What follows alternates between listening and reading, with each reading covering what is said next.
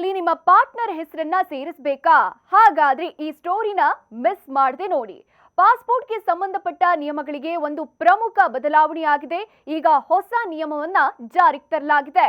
ಇನ್ಮುಂದೆ ನಿಮ್ಮ ಪಾಸ್ಪೋರ್ಟ್ಗೆ ನಿಮ್ಮ ಸಂಗಾತಿಯ ಹೆಸರನ್ನ ಸೇರಿಸಬೇಕು ಅಂದ್ರೆ ವಿವಾಹ ಪ್ರಮಾಣ ಪತ್ರ ಅಂದ್ರೆ ಮ್ಯಾರೇಜ್ ಸರ್ಟಿಫಿಕೇಟ್ ಬೇಕಾಗೋದಿಲ್ಲ. ಬದಲಿಗೆ ನೀವು ಹೊಸ ದಾಖಲೆಯನ್ನ ಸಲ್ಲಿಸಬೇಕಾಗತ್ತೆ.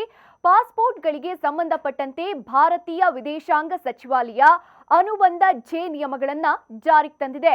ಆ ನಿಯಮದ ಪ್ರಕಾರ ಪತಿ ಹಾಗೂ ಪತ್ನಿಯೊಂದಿಗೆ ಇರೋ ಫೋಟೋ ಜೊತೆಗೆ ಅಫಿಡವಿಟ್ ಸಲ್ಲಿಸುವ ಮೂಲಕ ತಮ್ಮ ಹೆಸರುಗಳನ್ನ ಸೇರಿಸಬೇಕಾಗತ್ತೆ. ಆ ಅಫಿಡವಿಟ್ ನಲ್ಲಿ ಪತಿ ಮತ್ತು ಪತ್ನಿ ಇಬ್ಬರ ಸೈನ್ ಕೂಡ ಇಂಪಾರ್ಟೆಂಟ್. ಈ ಹಿಂದೆ ಪಾಸ್ಪೋರ್ಟ್ ನಲ್ಲಿ ಗಂಡ ಅಥವಾ ಹೆಂಡತಿ ಹೆಸರನ್ನ ಸೇರಿಸೋಕೆ ದೊಡ್ಡ ಪ್ರಕ್ರಿಯೆ ಇತ್ತು. ಆ ವೇಳೆ ಫಾರಿನ್ಗೆ ಹೋಗೋಕೆ ಅವರಿಗೆ ಪ್ರಾಬ್ಲಮ್ ಆಗ್ತಾ ಇತ್ತು. ಆದ್ರೆ ಈಗ ಈ ನಿಯಮದಿಂದ ಪ್ರಯಾಣಿಕರಿಗೆ ಅನುಕೂಲ ಆಗೋದು ಗ್ಯಾರಂಟಿ.